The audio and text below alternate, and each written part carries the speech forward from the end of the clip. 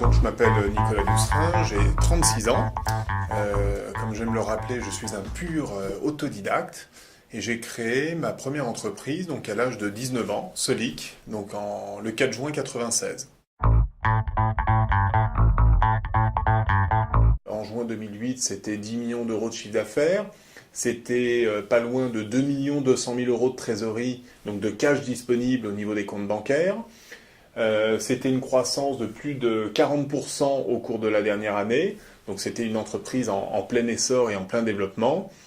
Et moins d'un an après, c'était plus de 2,5 millions d'euros de pertes engrangées durant la crise de 2008, ce qui m'a immédiatement mis dans l'obligation, en tant que président de Solic, de mettre l'entreprise en redressement judiciaire. Un jour, j'ai été interviewé par une interview chez BFM. C'était Monsieur Soumier lors de la matinale de BFM. Et puis, en rentrant, j'avais un appel. Et puis, Patrice Coulon, donc le directeur général, avait laissé un message en disant à mon secrétariat: est-ce que Monsieur Doucerin pourrait me rappeler, j'aimerais le rencontrer. Et puis, il m'a dit, voilà, je ne sais pas ce que je vais faire, mais nous, GE Capital, on va aider une entreprise française qui a été confrontée à la crise. Et de là, nous nous sommes revus avec les équipes, j'allais dire, techniques de GE pour ensuite bâtir un contrat d'affacturage pour le compte de Solic.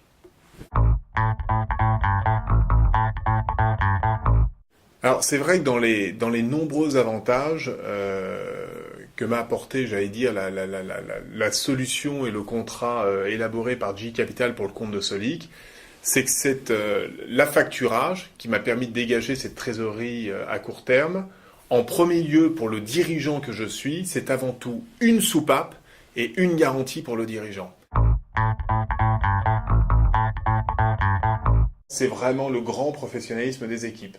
J'ai vu une grande rigueur, un grand professionnalisme dans l'étude. D'abord, bien comprendre notre métier. Qu'est-ce que l'on fait? D'où l'on vient? Pourquoi est-ce qu'on facture de telle manière? Pourquoi est-ce que nos contrats sont rédigés de telle manière? Quelle est la finalité? Quels sont nos besoins en fonds de roulement? Quels sont bien évidemment derrière, j'imagine, les risques?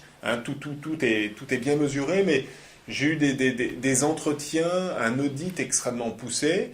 Derrière, il se tisse un véritable partenariat, un lien de confiance entre, certes, un client et un fournisseur, mais c'est un véritable partenariat. Et c'est malheureusement ce type de partenariat qui fait, je trouve personnellement, défaut, on va dire, dans les banques traditionnalistes.